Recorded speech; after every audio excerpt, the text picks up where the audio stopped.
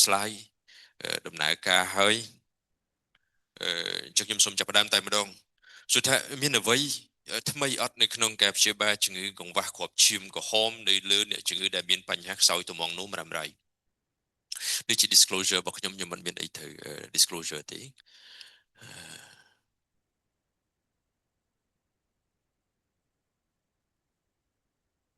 អូខេជាចាំមកដល់ចុចមកលឿនចឹងបាទអូខេជា objective នៃការធ្វើ presentation ទី1ដោយសារទីបានជំរាបខាងលើអញ្ចឹង guideline ថ្មីទើបតែ update ជា guideline KDIGO ដែលដំបូងឡើយយើងធ្វើចេញតាំងពីឆ្នាំ2012ដើម្បីឲ្យធ្វើឲ្យជានិយមគ្រូពេទ្យតម្រងនោមក៏ដូចជាគ្រូពេទ្យនៅក្នុង domain ផ្សេងៗដែលតាក់ទងជាមួយនឹងបញ្ហាយកមកអនុវត្តរហូត14ឆ្នាំក្រោយទើប guideline update ថ្មីក្នុងឆ្នាំ2026ក្នុងខែ1ថ្មីនេះឲ្យមានការប្រើប្រាស់សុទ្ធថាវាមានអីខុសគ្នាអត់រវាង guideline ចាស់ឆ្នាំ2012ហើយជាមួយនឹង guideline ថ្មីឆ្នាំ2026ជាងជា objective យើងនឹងធ្វើ summary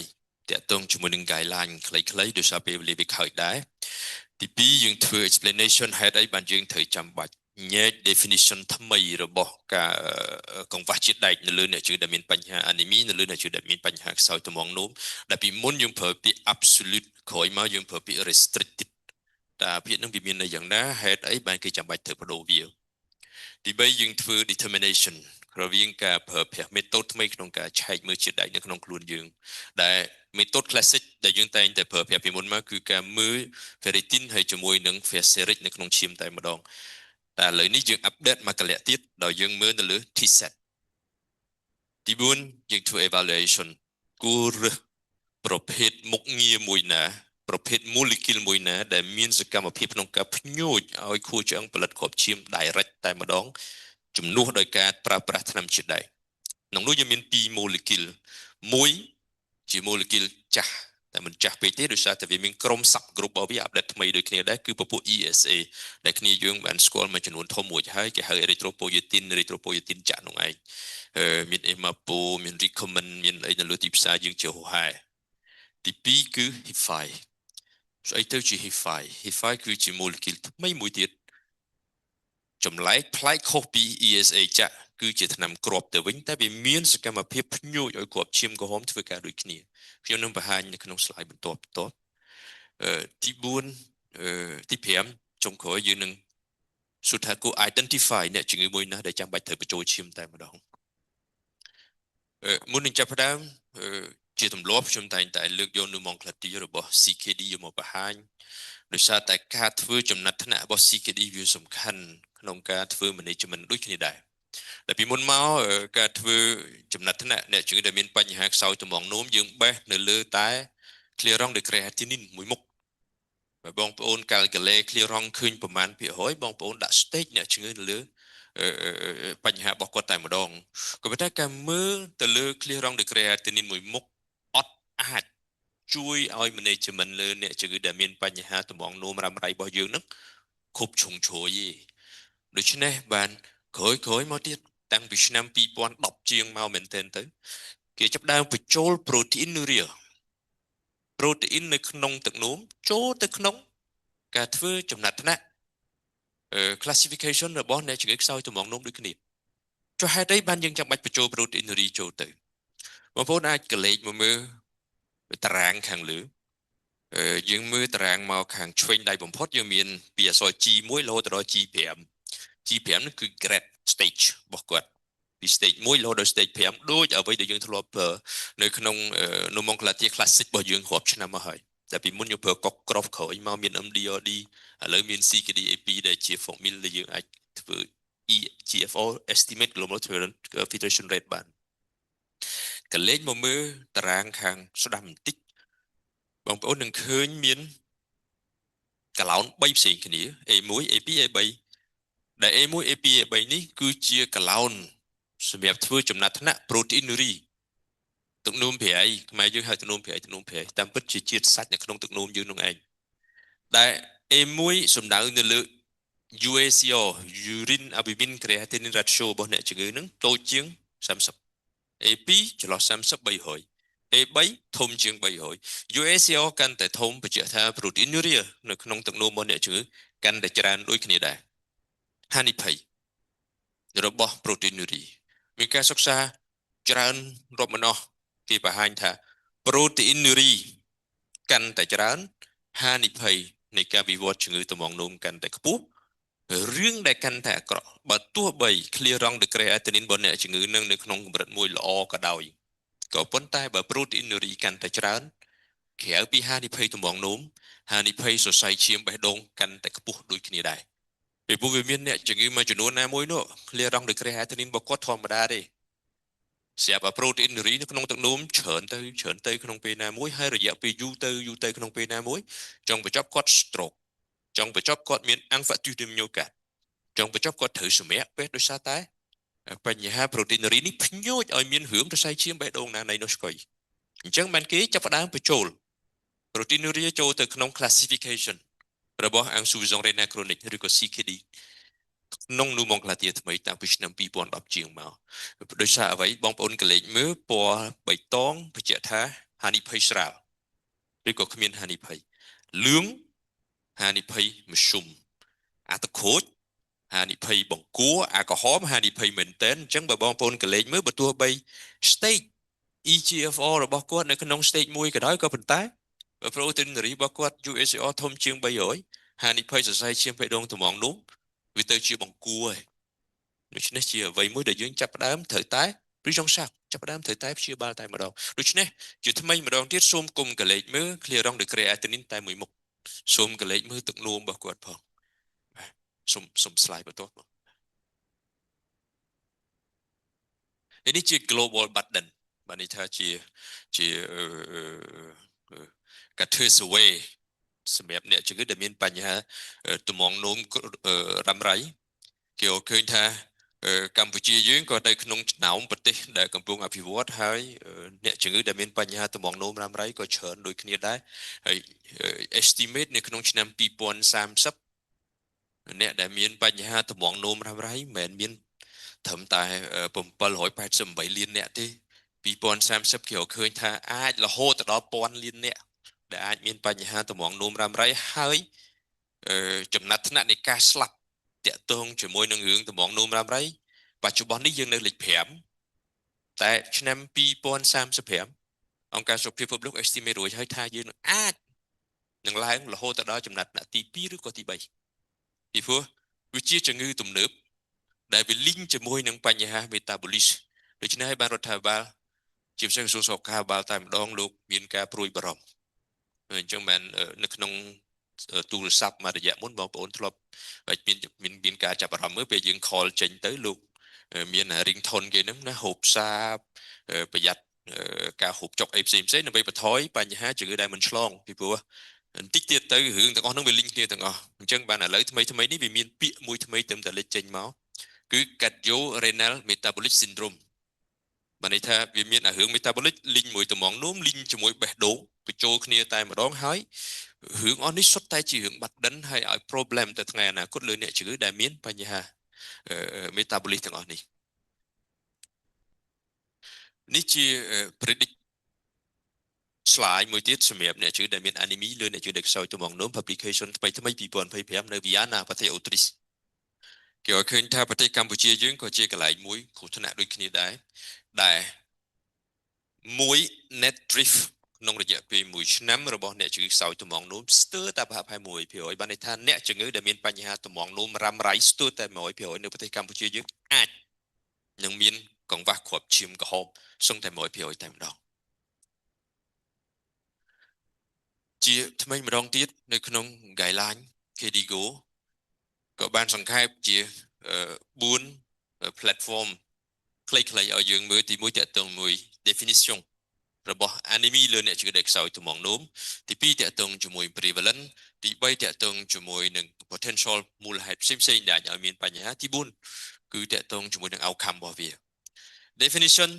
អ្នកជំងឺយើងជា5 category ទី1យើងញែកលើកូនក្មេងដែលអាយុចន្លោះពីកន្លះឆ្នាំរហូតដល់4ឆ្នាំ5ឆ្នាំ11ឆ្នាំ12ឆ្នាំ14ឆ្នាំមនុស្សស្រីមនុស្សប្រុសផ្សេងគ្នាកូនក្មេងដែលមានបញ្ហាត្បូងនោម ពីកំណើតឬក៏ដោយសារតែមានបញ្ហាស្អីមួយធ្វើឲ្យគាត់ខូចទំងនោមនៅពេលណាដែលគាត់ឈាមក្រហមរបស់គាត់តូចជាង11ក្រាមក្នុងដេស៊ីលីត្រ consider ថាគាត់មានជំងឺខ្វះគាត់ឈាមក្រហមលើអ្នកខ្សោយទំងនោមដើម្បីបន្ទាប់មកកូនក្មេងដែលអាយុចន្លោះពី5ឆ្នាំដល់1ឆ្នាំបើគាត់ឈាមក្រហមគាត់តូចជាង11កន្លះ consider ថាគាត់មាន anemia លើអ្នកជឿដែលមាន CKD ទី3កូនក្មេងដែលចន្លោះពី12ដល់14ឆ្នាំក្រោម12គ្រាប់ដូចមនុស្សស្រីដែរ consider ថាមាន anemia ហើយមនុស្សប្រុសយើងក្រោម13គ្រាប់ stage insuffisance renal កាន់តែខ្ពស់អត្រាអ្នកដែលមាន anemia កាន់តែខ្ពស់ដូចគ្នាដែរមូលហេតុមានច្រើនយើងបានយល់ពី physiology របស់ទំងនោមមួយចំនួនធំមួយហើយថាអ្នកខ្សោយទំងនោម erythropoietin ត្រូវបានបន្ថយការផលិត erythropoietin គឺជាអរម៉ូនធម្មជាតិនៅក្នុងខ្លួនយើងដែលបញ្ចេញដោយតម្រងនោមភ្ញួចឲ្យខួរឆ្អឹងយើងប្រឹងផលិតគ្រាប់ឈាមក្រហមចេញមកនៅពេលដែលទំងនោមខ្សោយ erythropoietin ចាប់ដើមធ្លាក់ច្បាស់ណាស់ខួរឆ្អឹងនឹងសម្រាកចង់មិនចង់គ្រាប់ឈាមក្រហមនឹងធ្លាក់អូតូម៉ាទិកម្ដងទៅផ្ទុយទៅវិញវាមានរឿងផ្សេងក្រៅពី erythropoietin ដែលអាចធ្វើឲ្យគ្រាប់ឈាមក្រហមអ្នកជឿនឹងធ្លាក់នៅលើអ្នកជឿដែលមានបញ្ហាទំងនោមដូចគ្នាជាពិសេសតាក់ទងជាមួយនឹងកម្រិតនៃការរលាកនៅក្នុងខ្លួនយើងលោដល់ឥឡូវអ្នកវិទ្យាសាស្ត្រឬក៏គ្រូពេទ្យដែលធ្វើការនៅលើ field ទំងនោមស្ទើរតែបដូរនិយមន័យនៃជំងឺខ្សោយទំងនោមទៅជាជំងឺរលាកទៅហើយហេតុអ្វីដោយសារអ្នកដែលមានបញ្ហាទំងនោមទាំងពីមូលហេតុទាំងពី consequence ហើយនិងស្ថានភាពទំងនោមជាក់ស្ដែងផ្ទាល់សុទ្ធតែធ្វើឲ្យ marker រលាកនៅក្នុងខ្លួនគាត់ឡើងខ្ពស់ទាំងអស់ដូច្នេះកម្រិតរលាកកាន់តែខ្ពស់អត្រាការស្រូបជាតិដែកកាន់តែទាបបរិមាណអុបស៊ីឌីននៅក្នុងខ្លួនយើងកាន់តែខ្ពស់អុបស៊ីឌីនកាន់តែខ្ពស់ជាតិដែកកាន់តែទាបគ្រាប់ឈាមក្រហមធ្លាក់ដូចគ្នាដូច្នេះគុំកលេចមើលតែ erythropoietin តែមួយមុខសុំកលេចមើលអត្រាផ្សេងកត្តាផ្សេងដែលអាចភ្ញួរឲ្យគ្រាប់ឈាមក្រហមធ្លាក់ដូចគ្នានេះគឺជាមូលហេតុមួយចំនួនតាក់ទងជាមួយនឹងកង្វះគ្រាប់ឈាមក្រហមលើអ្នកខ្សោយទំងនោមទី1តាក់ទងមួយទំងនោមខ្លួនឯងដែល erythropoietin ត្រូវបានបន្ថយការផលិតដោយសារសមត្ថភាពរបស់ទំងនោមធ្លាក់ចុះទី2នៅពេលដែលទំងនោមខ្សោយ marker inflammatory ផ្សេងនៅក្នុងខ្លួនចាប់ផ្ដើមឡើងច្រើនខ្លួនយើងនឹងភ្ញួចឲ្យថ្លើមផលិតអុបស៊ីឌីនកាន់តែខ្ពស់ចុះអុបស៊ីឌីននឹងវាចង្រៃអីសូមបងប្អូនកលេចមកមើល physiology ពីមុនបើអុបស៊ីឌីនវិញតែយើងធ្លាប់រៀននៅក្នុងថ្នាក់ physiology ឆ្នាំទី4ទី5អុបស៊ីឌីនវាធ្វើការជាមួយនឹង ferropontin អុបស៊ីឌីនខ្ពស់ ferropontin ទាបអុបស៊ីឌីនទាប ferropontin វាខ្ពស់អុបស៊ីឌីននឹងត្រូវបញ្ចេញមកក្នុងរូបភាពធម្មជាតិរបស់យើងនៅពេលណាដែលបរិមាណជាតិដែកគ្រប់គ្រាន់ផ្ទុយទៅវិញនៅពេលដែលបរិមាណជាតិដែកចាប់ផ្ដើមធ្លាក់ទាបអុបស៊ីឌីនត្រូវបានបន្ថយចុះ ferropontin ចាប់ផ្ដើមបង្កើនការផលិតរបស់វាហើយ action របស់ ferropontin វាធ្វើការនៅពី3កន្លែងផ្សេងគ្នាតែកន្លែងដែលវាចូលចិត្តជាងគេគឺនៅ macrophage នៅលើកោសិកា macrophage បងប្អូនស្គាល់ហើយ macrophage ហើយកន្លែងដែលវាចូលចិត្តមួយទៀតគឺនៅលើកោសិការបស់ duodenum ដែលជាកន្លែងស្រូបជាតិដែកតែម្ដងអញ្ចឹងនៅពេលដែល ferropontin ចាប់ផ្ដើមធ្វើការស្រូបជាតិដែកនៅ duodenum ចាប់ផ្ដើមកើនឡើងការធ្វើការនៅលើ macrophage ចាប់ផ្ដើមកើនឡើងធ្វើឲ្យ macrophage នោះហាមាត់វាបញ្ចេញជាតិដែកចូលទៅក្នុង circulation centrale ហើយបានជាតិដែកចេញចូលក្នុង circulation centrale រួចហើយ transferrin ចាប់យកជាតិដែកទាំងអស់នោះចូលទៅក្នុងខួរឆ្អឹងរបស់យើងផលិតជាគ្រាប់ឈាមក្រហមចេញមករឿងដែលអាក្រក់អ្នកជំងឺដែលខ្សោយទំងនោម marker inflammatory ឡើងខ្ពស់វាទៅឆ្កឹះថ្លើមទាំងតែជាតិដែកមាននៅគ្រប់គ្រាន់តែវាភ្ញួរឲ្យថ្លើមផលិតអុបស៊ីឌីនចេញមកច្រើនលើសកម្រិតដែលត្រូវការ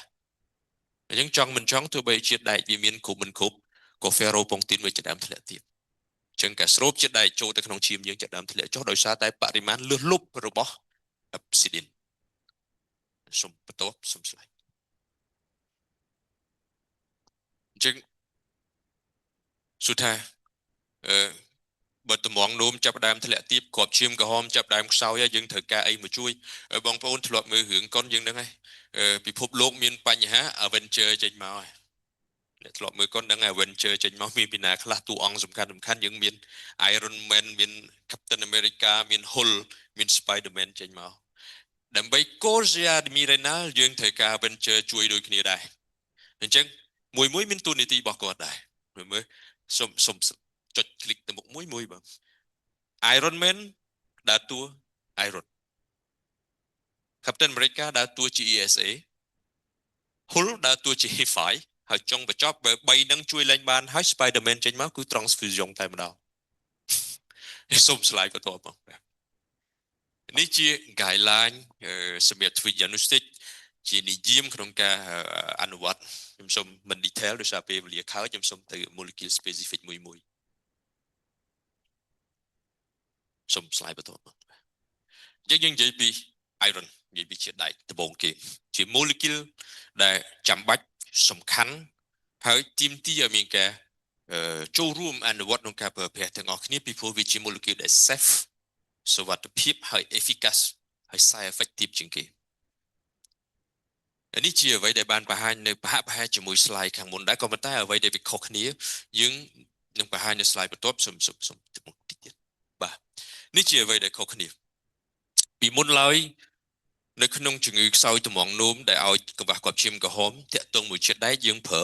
nomenclature 2ទី1គឺ absolute iron deficiency ទី2គឺ functional iron deficiency ដែលឥឡូវនេះយើងបដូរ term ពីរនឹងចេញលេងប្រើហើយនៅឆ្នាំ2026យើងប្រើពាក្យ systemic iron deficiency ហើយជាមួយនឹង iron restricted erythropoiesis គឺថាវាខុសគ្នារបៀបម៉េចមិនខុសគ្នាទេវានៅតែដែរទេក៏ប៉ុន្តែពេលដែលយើងបដូរ term ចេះវាងាយឲ្យគ្រូពេទ្យយើងចាប់បានថាស្ថានភាពណាវារបៀបម៉េចនៅក្នុង systemic iron deficiency បញ្ជាក់ឲ្យច្បាស់តែម្ដងគឺកង្វះជាតិដែកនៅក្នុង circulation systemic របស់យើងមកថាខ្វះជាតិដែកនៅក្នុងឈាមតែម្ដង iron restrict erythropoiesis បញ្ជាក់ថាជាតិដែកយើងមានក៏ប៉ុន្តែយើងយកវាមកប្រើមិនបានដោយសារអ្វីចង្រៃដោយសារ obsidian វាខ្ពស់ពេកដូច្នេះហើយបានគេបដូរ term ថ្មីឈប់ប្រើពាក្យ absolute iron deficiency ឬក៏ functional iron deficiency រួចហើយយើងប្រើពាក្យ systemic iron deficiency ជាមួយនឹង iron restricted erythropoiesis បានន័យថាវាមានក៏ប៉ុន្តែវា restrict អត់អាចយកវាមកប្រើបានដោយសារបរិមាណ obsidian ច្រើនពេកនៅក្នុងខ្លួនយើងដើម្បីធ្វើ diagnostic ថាអ្នកជំងឺនឹងគាត់មាន systemic iron deficiency ឬក៏ iron restricted erythropoiesis យើងមើលនៅលើ2 marker ទី1យើងមើលនៅលើ ferritin របស់អ្នកជំងឺទី2យើងមើលនៅលើ T set របស់អ្នកជំងឺហេតុអីបានយើងមិនមើលជាតិដែកផ្ទាល់តែម្ដងជួមហ្នឹងហើយមិនបាច់ទៅមើល T set ពេទ្យមួយចំនួនមាន T set នៅក្នុង lab ផងហ្នឹងណាជាមួយតែទីពេទ្យរបស់ខ្ញុំធ្វើការផ្ទាល់មិត្តភក្តិមកសូវៀតទៅប្រហែលជា2ឆ្នាំចុងក្រោយយើងចាប់ដើម apply T set នៅក្នុង laboratory ហេតុអីបានយើងមិនមើល circulation systemic របស់ iron តែម្ដងបកភាសាបច្ចេកទេសជាប្រចាំរបស់យើងគេហៅជាតិដែកក្នុងឈាម ferritic អាចនឹងប្រែប្រួលអត់សុក្រិតដូច្នេះហើយបាន guideline ថ្មីគេអត់ recommend ឲ្យយើងប្រើ ferritic ធ្វើជា diagnostic ferritic នឹងអាចឡើងទៅតាមអាហារវាអាចចុះទៅតាមអាហារនៅពេលដែលយើងបូមឈាមម្ដងferritic នឹងអាច error នៅពេលដែលមាន inflammation រឿងដែលអាក្រក់ chronic kidney disease ជាជំងឺ inflammation ដូច្នេះបរិមាណរបស់ fer វានឹង error នៅពេលដែលយើងបូមឈាមម្ដងហើយរឿងដែលកាន់តែអាក្រក់ទៀតនៅពេលដែលមាន infection បរិមាណ fer នឹងធ្លាក់ទាបដូច្នេះ when ដើម្បីឲ្យ diagnostic យើងសុក្រិតសូមកុំមើល ferritic តែឯងបើយើងអត់មានជំរឿសអូខេតាមទីពេទ្យខេត្តឬក៏កន្លែងណាដែលអត់មាន T set សូមអញ្ជើញមើល ferritic ចោះតែខ្ញុំគិតថា register អាចនឹង error តិចតួចតែយើងអាច apply បានតែបើសិនណាយើងមានសមត្ថភាពគ្រប់គ្រាន់ក្នុងការធ្វើ T set សូមធ្វើ T set ហើយបាន T set វាអត់ error T set វាដូចជា proteinuria ដែលយើងធ្លាប់មើលពីមុនយើងមើល urine randomize ឬក៏ urine Vancatre ដើម្បីឆែកមើល protein នៅក្នុងទឹកនោម guideline ថ្មីគេ recommend ឲ្យយើងធ្វើ urine albumin creatinine ratio ដោយសារតែវាមានពាក្យ ratio ជាផលធៀបរវាងនឹងស្អីមួយដូច្នេះកម្រិតលៀងរបស់វាគឺទាបណាស់យើងអាចប្រើនេះវាច្បាស់លាស់ជាង T set ដូចគ្នា T set វាស្តៀងជាមួយ UACR ដែលគេយកបរិមាណជាតិដែកនៅក្នុងឈាមជា ferritic របស់យើង randomize ចែកជាមួយនឹង TIBC ratio ជាមួយ100មួយយ៉ាងបើយើងគិតពី physiology របស់ T set វាជា molecule protein ដែលក្តោបជាតិដែក រុញទៅដល់ target កោសិការបស់វាតែម្ដងដូច្នេះបើបរិមាណ T set វាទាបបញ្ជាក់ថាជាតិដែកវាទាបហើយ automatic បើ T set វាខ្ពស់បញ្ជាក់ថាជាតិដែកយើងវាលើសឬក៏វាគ្រប់គ្រាន់ទៅតាម range របស់ T set ដែលយើងដូសាចេញមកកម្រិតលៀងវាទាបជាង iron serum iron របស់យើងឬក៏ ferric របស់យើងអញ្ចឹងបងប្អូនបានឃើញនៅក្នុង slide យើងមាន3ទី1គឺករណីធម្មតានៅពេលណាដែលមាន stimulation ផលិតគ្រាប់ឈាមក្រហមចេញមក stimulation នៅលើ ferropontin ភ្ញូចឲ្យអាជាតិដែកនៅក្នុង macrophage ពីព្រោះ macrophage វាទៅស៊ីគ្រាប់ឈាមក្រហមនៅក្នុងរ៉ាតពេលណាវាទៅស៊ីគ្រាប់ឈាមក្រហមនៅក្នុងរ៉ាតអាជាតិដែកនៅក្នុងរ៉ាតទាំងមួយមកវាទៅស្តុកនៅក្នុង macrophage វាត្រូវការមាន stimulator ភ្ញូចឲ្យវាចេញមករត់ចូលក្នុង circulation systemic របស់យើងទៅចាប់ជាមួយនឹង transferrin ចូលទៅក្នុងខួរឆ្អឹងផលិតគ្រាប់ឈាមក្រហមចេញមកផ្ទុយទៅវិញនៅពេលដែលជាតិដែកវាខ្វះនៅក្នុង systemic iron deficiency បងប្អូននឹងឃើញបរិមាណជាតិដែកនៅក្នុង macrophage វាទាបobsidian វាទាបទេក៏ប៉ុន្តែដោយសារជាតិដែកវាតិចពីធម្មជាតិវាតែម្ដងអញ្ចឹងបងប្អូននឹងឃើញបរិមាណ T set ធ្លាក់ទាបដូចគ្នាករណីមួយទៀតគឺ iron restricted erythropoiesis មានន័យថាជាតិដែកច្រើននោះជាករណីដែលយើងជួបប្រទេសច្រើននៅក្នុងអ្នកជំងឺមាន CKD គឺនៅក្នុង macrophage ហ្នឹងវាសម្បូរជាតិដែកនៅក្នុងពោះវៀនក្នុងកាពះយើងវាសម្បូរជាតិដែកក៏ប៉ុន្តែផ្ទុយទៅវិញដោយសារ obsidian វាច្រើនពេកវាទៅបិទ FNP1 ដែលជាហ៊ុនតែមួយគត់ដែលអាចរុញជាតិដែកចូលទៅក្នុង circulation systemic អញ្ចឹងចង់ជាតិដែកនៅក្នុង macrophage វាចាល់ហើយតែផ្ទុយទៅវិញជាតិដែកនៅក្នុង circulation central របស់យើងវាទាប transferrin អត់មានអីចាប់ចូលទៅក្នុងខួរឈាមក្រហមខួរឆ្អឹងយើងផងអញ្ចឹងគ្រាប់ឈាមក្រហមក៏បន្ថយការផលិតរបស់វានេះជា physiology ដែលអាចឲ្យយើងងាយនឹងជល់ថាកង្វះជាតិដែកនៅក្នុងអ្នកយើងខ្សោយត្មងនោះមានរបៀបម៉េចម្លោះហើយបានគេបដូរ term ពីនឹងចេញដើម្បីឲ្យបងប្អូនងាយចាប់យកស្រួលហើយសួរថាឥឡូវយើងធ្វើ diagnostic បានហើយតើការព្យាបាលយើងរបៀបម៉េច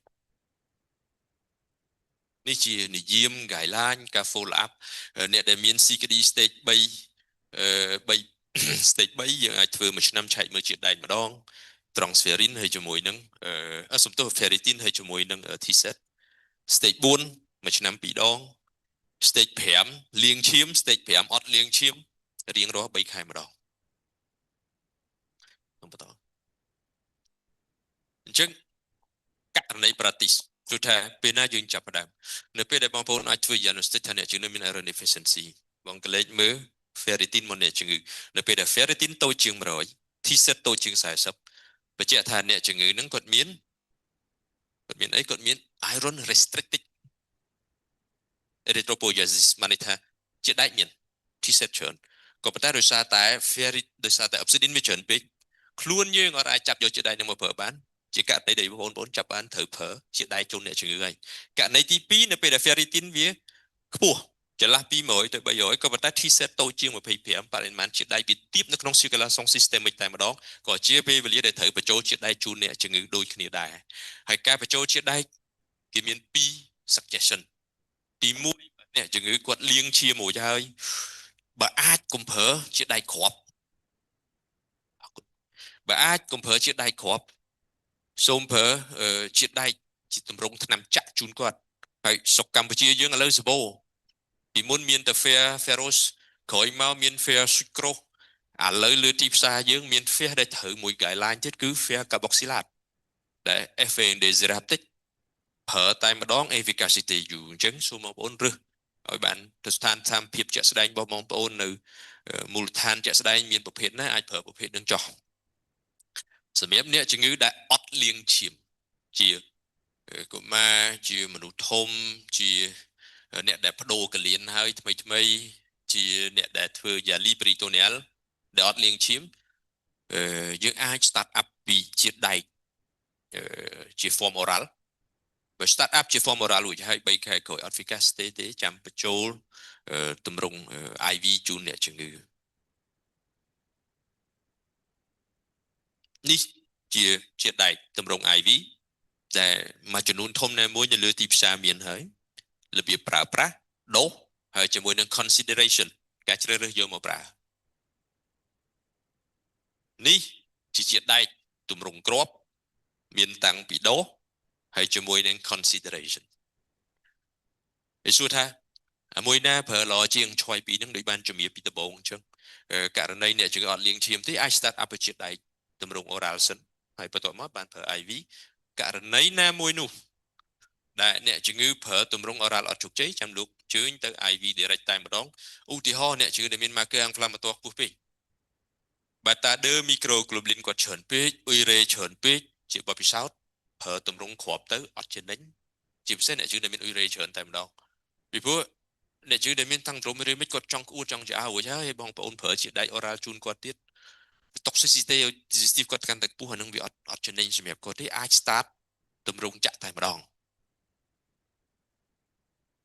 នេះជា practice standpoint ដែលមានច្រើនចម្ពោះតែខ្ញុំសូមយកតែមួយពីរជូនទី1តកតងជាមួយនឹងការ stop ការប្រើប្រាស់នៅពេលដែលបងប្អូនចាប់ផ្ដើមបញ្ចូលជាតិដែកជូនអ្នកជំងឺបងប្អូនចាប់ផ្ដើម control មើល ferritin ហើយជាមួយនឹង T-set នៅពេលដែល ferritin ចាប់ផ្ដើមពីលើសពី700 T-set គាត់ចាប់ផ្ដើមលើសពី40ហើយសុំ stop ឬក៏ hold ជាតិដែកនឹងក៏បញ្ចូលជូនគាត់ទៀតបញ្ជាក់ថាឡានដឹកជញ្ជូនជាតិដែកច្រើនហើយបរិមាណជាតិដែកក្នុងស្តុកក៏ឡើងច្រើនដែរបើបងប្អូនព្យាយាមបញ្ចូលជាតិដែកជូនគាត់បន្ថែមទៀតអាចនឹងឲ្យហានិភ័យទៅគាត់ទៅវិញហានិភ័យអីខ្លះទី1ហានិភ័យសរសៃឈាមជាតិដែកក៏ជាលោហៈដែរអ្នកជំងឺខ្សោយតម្រងនោមសរសៃឈាមគាត់វាមិនស្អាតរួចហើយសុទ្ធតែកបោអញ្ចឹងយើងថែមលោហៈទៅក្នុងសរសៃឈាមគាត់ទៀតគាត់នឹងរីសជាមួយនឹង complication ត្រំបូមបលិចទី2ថ្លើមអត់សូវស្រឡាញ់ដែកប៉ុន្មានទេបងប្អូនឃើញដែកក្នុងស្តុកគាត់លើសរួចហើយយើងបន្ថែមទៅទៀតប្រយ័ត្នបញ្ហាមួយគេហៅ hemochromatosis អញ្ចឹងនៅពេលដែលឆែកទៅឃើញ ferritin លើសពី700 T-set លើស40 whole សិនកុំតាន់ទៅមុខទី1ទី2នៅពេលដែលអ្នកជំងឺមាន infection ស្គាល់គុំប្រើជាតិដែកជូនគាត់ដែរពីព្រោះបាក់តេរីក្រៅពីវាស៊ីស្ករវាចូលចិត្តស៊ីដែកដូចគ្នានៅពេលដែលបាក់តេរីកំពុងតែស៊ីស្ពេញនឹងខ្លួនយើងរួចហើយថែមដែកចូលទៅទៀតដូចភុញស៊ីក្លូឲ្យវាចូលឡាននៅក្នុង practice standpoint គេអត់ recommend ឲ្យប្រើជាតិដែកក្នុងអំឡុងពេលដែលអ្នកជំងឺមាន infection ឬក៏ sepsis severe ខ្ញុំសូមសង្ខេបខ្លីៗដោយសារពេលវេលាវាមាន limit បកមកទូ ITP ESA ឬក៏ erythropoietin ចាក់បងប្អូនស្គាល់ច្រើនហើយ Emapo Relay Dabarel recommend នៅលើទីផ្សារសម្បូរច្រើនឆ្នាំច្រើនខែចេញអានឹងមកខ្ញុំសូមរៀបរាប់ពីសារបានខ្លីៗ ESA ត្រូវបានគេរកឃើញតាំងពីឆ្នាំមិនរកឃើញទេគេនឹកឃើញវាតាំងឆ្នាំ1970នៅពេលដែលអ្នកជំងឺខូចកលៀនមួយវាចេះបាត់គប់ឈាមក្រហមជាពិសេសអ្នកជំងឺដែលចាប់ផ្ដើមលាងឈាមបាត់គប់ឈាមក្រហមលពុយជាបដាអញ្ចឹងអ្នកប្រាជ្ញអ្នកជាសាស្ត្រយើងក៏គាត់នឹកឃើញថាមានរឿងរបស់វាហើយដោយសារតែខ្វះ erythropoietin នៅក្នុងឈាមដូចបានបញ្យល់ពី physiology អញ្ចឹងតាំងពីឆ្នាំ70មករហូតដល់បច្ចុប្បន្នការសិក្សាការអភិវឌ្ឍថ្មីបានរកឃើញប្រភេទ ESA ជាច្រើនប្រភេទផ្សេងទៀតនេះជា ESA ដែលមាន available លើទីផ្សារហើយមានគ្រប់ប្រភេទទាំងអស់នៅកម្ពុជាយើងមាន erythropoietin alpha ទម្រង់ដើមគេហៅ form sauvage មាន molecule erythropoietin beta ចាក់ដែលជាទម្រង់ convert ជើងចេញពី alpha មកថែមថយជើងវាទៅសកម្មភាពវាល្អមួយបែបជាង alpha អត់សូវ allergy ដូសទាប efficacy long term អីចឹងទៅឡាក់ហើយបន្ទាប់មកយើងមាន erythropoietin ពពួក W-poietin ដែលជាក្រុមមួយផ្សេងទៀតរបស់ erythropoietin alpha ដូចគ្នាដែរហើយយើងមានក្រុម Sera ដែលជាក្រុម slow release ESA បានន័យថាយើងចាក់មួយ efficacy វាបានរាប់សប្តាហ៍រាប់ខែចឹងទៅអញ្ចឹងដោយសារតែរកឃើញ ESA ថ្មីដំបងតាំងឆ្នាំ80ឆ្នាំ90គ្រូពេទ្យចាប់ផ្ដើមចាក់ជាពិសេសអ្នកដែលខ្សោយត្មងនោមមិនលាងឈាមចាក់ ESA ចូលទៅ quality of life ល្អចាក់ ESA ចូលទៅបថយរិះអង្គបតិចាក់ ESA ចូលទៅអាភ្លាមហ្នឹងអ្នកជួយចាប់ផ្ដើមស្រួលខ្លួនមួយចាប់ផ្ដើមធ្វើ clinical trial ធ្វើការសិក្សាបង្ហាញថាប្រសិទ្ធភាពហើយជាមួយនឹងផលប្រយោជន៍របស់ ESA មានច្រើនរាប់មិនអស់អញ្ចឹងគ្រូពេទ្យក្នុងរយៈប្រហែលឆ្នាំក្រោយឃើញ ESA នាំគ្នាទិញ prescribe ចាក់គ្រប់ឈាមក្រហមឡើងមែនរយៈពេល3ខែ hemoglobin 8ឡើងដល់210ស្រាប់តែ បាន4-5ឆ្នាំក្រោយមកគេរកឃើញថាអ្នកគ្រាប់ឈាមក្រហមឡើងលឿនឡើងដល់បលឺធម្មតាទាំងអស់ហ្នឹងចាប់ផ្ដើមមានអង្គផាទីចាប់ផ្ដើមមាន stroke ចាប់ផ្ដើមស្លាប់លពុយបដើមកវិញមានរឿងអីចាស់ដំបងឡើយតែចាក់ទៅល្អឲ្យក្រោយមកចាក់ច្រើនទៅចាប់ផ្ដើមងាប់ច្រើនទៅយកគាត់ស្ដាប់ចាស់ច្រើនទៅវិញដូច្នេះបានក្នុងឆ្នាំ2026ដល់2009មាន clinical trial ធំ3ចេញមកមាន create trial មាន choice trial ចុងក្រោយមាន2009ក្រោយគេនេះ treat trial ដែលគេសិក្សាលើការកូរ៉េជាលឿនពេករបស់ erythropoietin លើអ្នកជឿអ្នកខ្សោយថ្មងនោមដោយការប្រើប្រាស់ ESA ចាក់អញ្ចឹងទាំងអស់សុទ្ធតែបង្ហាញ negative effect នៅពេលដែលយើងកែកុនគ្រាប់ឈាមក្រហមលឿនពេកឬក៏យើងចាក់ឲ្យអ្នកជឿនៅក្នុងកម្រិតណាមួយអត់ត្រឹមត្រូវនោះអ្នកជឿនឹងចាប់ដើមមានផលរំខានទៅវិញជាជាងផលចំណេញដោយសារតែផលចំណេញក៏វាមានផលរំខានក៏វាមានបានសមាគមតំងនុំហៅកាត់តា cardiac ហ្នឹងគាត់បង្កើតជានិយមរួញមួយនិយមរួមនេះគឺសម្រាប់ឲ្យគ្រូពេទ្យទាំងអស់ប្រើប្រាស់ថាពេលណាគួរប្រើ ESA ពេលណាមិនគួរប្រើ ESA ហើយចាក់ដល់កម្រិតណាយើងគួរបន្តកម្រិតណាគួរឈប់ហើយយើងត្រូវធ្វើម៉េច guideline ដំបូងបំផុតចេញមកនៅក្នុងឆ្នាំ2012នៅក្នុង guideline ឆ្នាំ2012នេះជា clinical trial ដែលបង្ហាញពីផលប៉ះពាល់របស់វា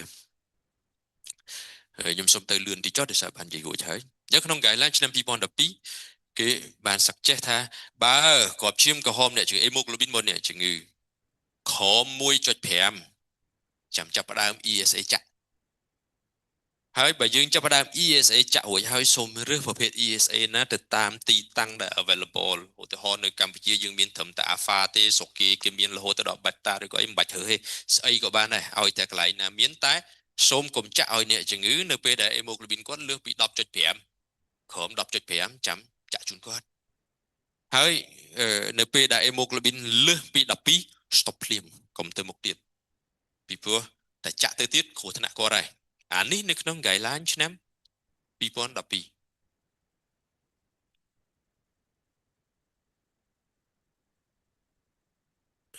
2026ចេញមកមានអីខុសពី2012អត់មិនខុសគ្នាពេកក៏ប៉ុន្តែវារៀងស្រាលដៃជាងអាមុនបន្តិចដោយសារអីដោយសារគេសង្កេតថាបើទោះបីhemoglobin គាត់លើស 10.5 ក៏ដោយក៏ប៉ុន្តែបើសិនណាយើងមើលឃើញ benefit ជាពិសេសនៅលើកុមារគេឃើញថាបើសិនណា hemoglobin គាត់ទាបតូចជាង12 cognitive function របស់គាត់ចាប់ផ្ដើម drop ដូច្នេះបើសិនណាកុមារគាត់មានបញ្ហាថ្មងនោមគាត់ឈាមក្រហមគាត់ធ្លាក់ hemoglobin គាត់បានត្រឹម10កន្លះឬ11អាចប្រើ maintenance dose ESA ជូនគាត់បានឬក៏ធ្វើមិនឲ្យ hemoglobin គាត់បាន12ឬក៏13ដើម្បី maintain quality of life maintain cognitive function របស់គាត់ចាក់ជូនគាត់ទៅដោយសារតែពីមុនមកគ្រូពេទ្យយើងដែលថ្នាំទៅតែចេញថ្មីយើងចេះទៅចាស់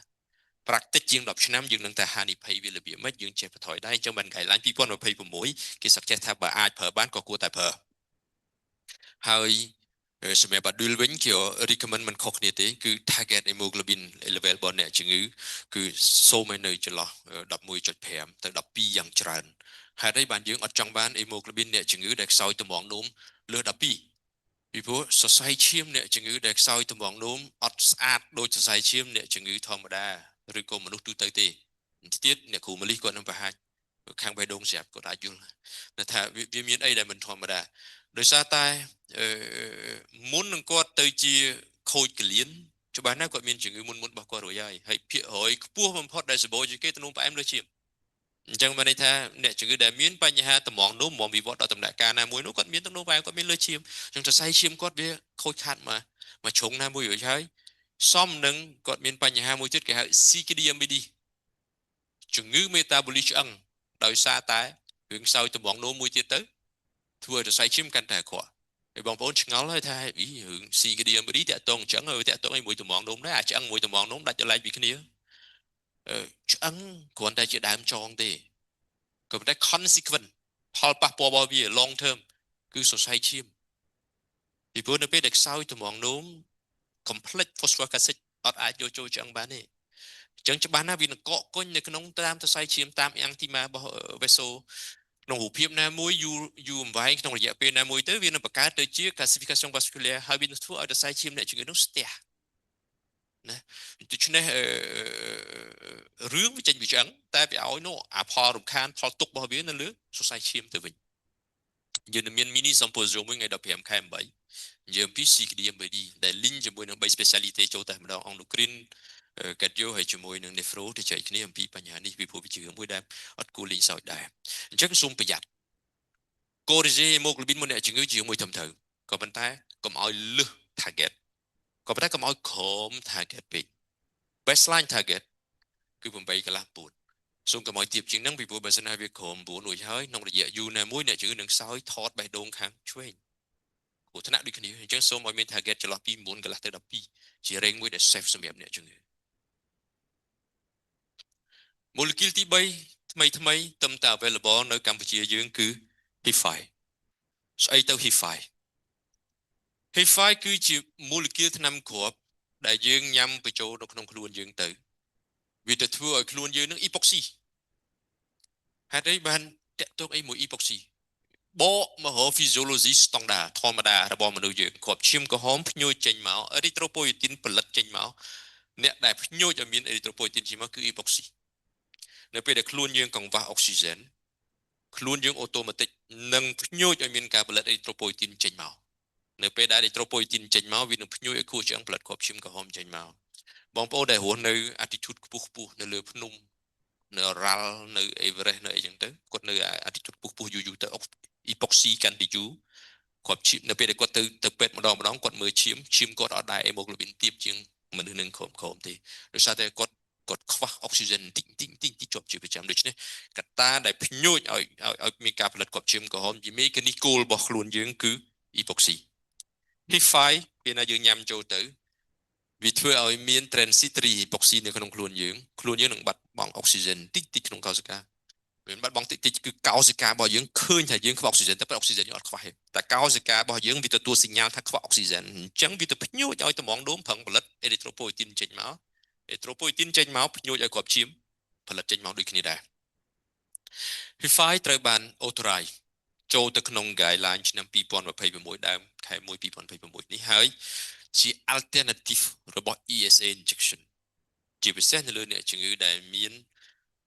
insuffisance renal start terminal dialysis ESA នៅតែជា first choice ក៏ប៉ុន្តែបើអ្នកជំងឺ hypo response ឬក៏មានកត្តារំខានណាមួយដែលมันអាចឲ្យគាត់ចាក់ ESA បានទៀត HIF5 គឺជាជម្រើសបន្តនេះជា mechanism របស់វាខ្ញុំសូមមិន detail ESA ដែលជា first line ESA អត់ response បានយើងមកហៅ HIF5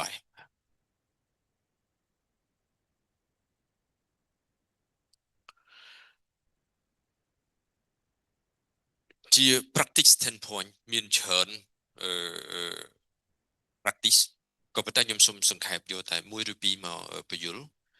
ព្រោះមានសំណួរដែលយើងធ្លាប់ធ្វើ congress មុនទៅគេសួរថាអាចយក ESA បូកជាមួយនឹង HIF5 បានអត់បើអ្នកជំងឺចាក់ ESA ហើយអត់ response បដូរមកប្រើ HIF5 ស្រាប់បដូរប្រើ HIF5 នៅអត់ response ទៀតតែអាចយកអាទាំងពីរហ្នឹងបូកបញ្ចូលគ្នាបានអត់បាទជា recommendation ជា practice standpoint អត់ recommend ឲ្យបូកចូលគ្នាទេពីព្រោះវាអត់មានប្រយោជន៍ទី1ទី2វាផ្ដល់ផលរំខានទៅវិញដូច្នេះសូមកុំយក HIF5 បូកជាមួយនឹង ESA ចាក់នៅលើអ្នកជំងឺដែលមាន insuffisance renal ហើយមាន anemia នេះជា molecule ដែលមាននៅលើទីផ្សារហើយនៅកម្ពុជាយើងមកខ្ញុំចាំមិនខុសយើងមាន Roxadustra នៅលើទីផ្សារយើងមានរួចហើយបទពិសោធន៍ជាក់ស្ដែងក្នុងរយៈពេល1ខែក្រោយប្រើ Roxadustra យើងឃើញមាន improve hemoglobin របស់អ្នកជំងឺបានប្រហែលជា10ទៅ15%ដែរ practice standpoint ខ្ញុំខ្លួនឯងផ្ទាល់តែនៅក្នុង guideline recommendation ជាក់ស្ដែងចាសូមការអធិស្ឋានសូមជម្រាបជូនលោកគ្រូដែរនៅសល់2នាទីទៀតចាអរគុណខ្ញុំសូមលឿនដែរអញ្ចឹងបងប្អូនអាចមើលនៅក្នុង slide present ខ្ញុំ share slide presentation ជូនអ្នកអាចមើលបន្ថែមមានអីយើងអាចចែកគ្នា off session ចាំ direct ទៅអាចុងក្រោយ import តែម្ដងបញ្ចូលឈាមការបញ្ចូលឈាម dương bạch châu nơi bên này sẽ mềm này dương để sau cho mỏng nôn miếng chim hay số mà chia sài phong chia ban cùng bạch châu ọt trên anh tí nơi sai Campuchia dương đừng chiên đo chấm nói mùi cái lẹ tiết cái hàng mê vẹo chọc trong cáp chia ban sau cho mỏng nôn cứ transplantation dương đừng ai chấp đam transplantation chia ca xuân giá cái đằng xuân giá ban thưa bậtประกอบอดแต่ជាការសន្យាយើងនឹងព្យាយាមធ្វើឲ្យ transplantation ដំណើរការបាននៅក្នុងចុងឆ្នាំនេះអញ្ចឹងបើ transplantation ជោគជ័យសូមចូលឈាមជូនអ្នកជំងឺជា systemic ជា automatic អីហេតុអីបានអញ្ចឹងពីព្រោះនៅពេលដែលបងប្អូនបញ្ចូលឈាមជូនអ្នកជំងឺដែលខ្សោយត្មងនោមបងប្អូននឹងបង្កើតបញ្ហាមួយគេហៅ allosensitization ស្អីទៅ allosensitization នេះ allosensitization allosensitization គឺជាខ្លួនយើងផ្ទាល់ក្រោយពីទទួល substance អ្វីមួយដែលក្រៅពីខ្លួនយើងហើយខ្លួនយើងនឹងបង្កើតជា anticorps មួយទៅអ្វី substance នឹងតែម្ដងឧទាហរណ៍ជាក់ស្ដែងមនុស្សស្រីធ្ងន់នៅពេលដែលគាត់ធ្ងន់គាត់នឹងបង្កើត allosensitization ប្រមាណ200រួចទុកទៅហើយអញ្ចឹងនៅពេលដែលថ្ងៃក្រោយណាមួយនោះគាត់មានឱកាសនឹងទទួលសរីរៈពីអ្នកផ្សេងខ្លួនគាត់អាចនឹងបង្កើតជាអូតូទីកមួយទៅវាយសរីរៈដែលគេផ្ដល់ជូនគាត់នឹងឧទាហរណ៍គាត់ទទួលកលៀនពីឪពុកឬក៏ម្ដាយគាត់ខ្លួនគាត់នឹងបង្កើតជាអូតូទីកទៅវាយឲ្យកលៀនគេឲ្យនឹងតែម្ដងសួរថាវាគ្រោះថ្នាក់អត់ទេវាគ្រោះថ្នាក់តែយើងអាច control បានអត់បាន control នៅតែបានក៏ប៉ុន្តែហានិភ័យនៃ graft rejection វាខ្ពស់ protocol សម្រាប់ desensitization ក៏ខ្ពស់ហើយអត្រា reject ខ្ពស់ desensitization ខ្ពស់ហានិភ័យមួយទៀតគឺ infection កាន់តែខ្ពស់ដូចគ្នាដែរដូច្នេះជៀសបានសូមកុំបញ្ចូលឈាមជូនគាត់ព្យាយាមប្រើជាតិដែកព្យាយាមប្រើ ESA ចាក់ព្យាយាមរកមូលហេតុផ្សេងទាំងអស់ហើយកែកុនវាហើយទៅលែងរួចហើយសួរថាទៅលែងរួចហើយនឹងមានស្អីខ្លះដែលទៅលែងរួចហើយចាំបាច់ត្រូវដាក់គឺអាប្រមាណមុខខាងលើវាអត់ជោគជ័យទី1ទី2អ្នកជួយចាំបាច់ទៅដាក់ឈាមហើយបើដាក់ឈាមគាត់ស្លាប់ដោយសារអីដោយសារគាត់ hemorrhagie aiguë ត្រូវតែដាក់ឲ្យបើអត់ដាក់ស្លាប់ហើយនេះវាយ៉ងទី2គាត់មានសង្ទ្រមកូនណាយើងឬក៏ស្អីមួយដែលចាំបាច់ឲ្យ maintain hemoglobin គាត់ខ្ពស់ជាប់ជាប្រចាំនៅពេលដែលបាត់បង់ហើយគាត់អាចនឹងគ្រោះថ្នាក់ដោយសារនឹងអញ្ចឹងបើអត់មានកត្តាហានិភ័យខ្ពស់ទាំងអស់នោះទេអធិស្ឋានឲ្យសុំតែម្ដងសុំគុំបញ្ចូលឈាមជូនអ្នកជំងឺបើអត់ចាំបាច់បាទសុំអានេះជា recommendation ហើយមានស្អីខ្លះតាមពិតទៅយើងនឹងជជែកនេះបន្តតែដោយសារពេលវេលាខ្លីខ្ញុំសូមបង្ហាញ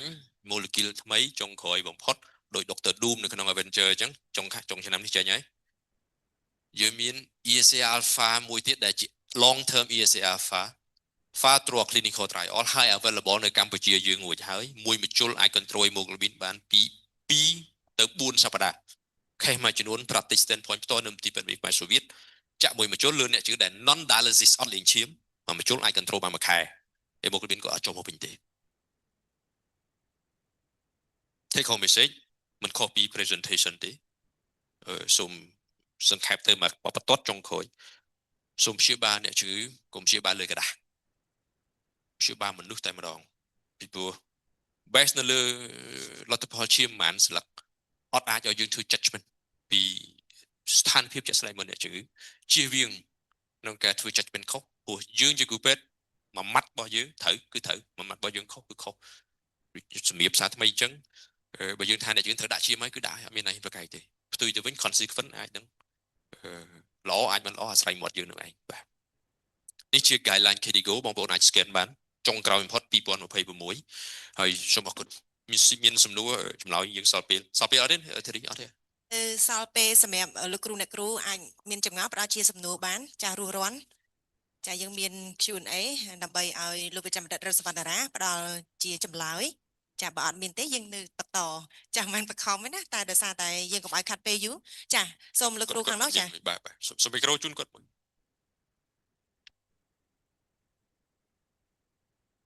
អំស៊ីយកឲ្យខ្លួនឯង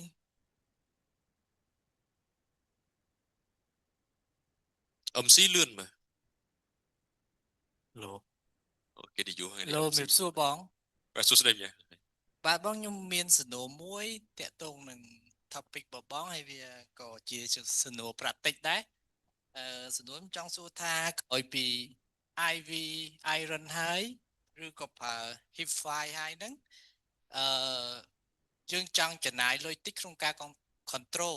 control ferritin control ASAT control hemoglobin ហ្នឹងចំពោះម៉ាឡាត dialysis ហើយnon dialysis តើយើង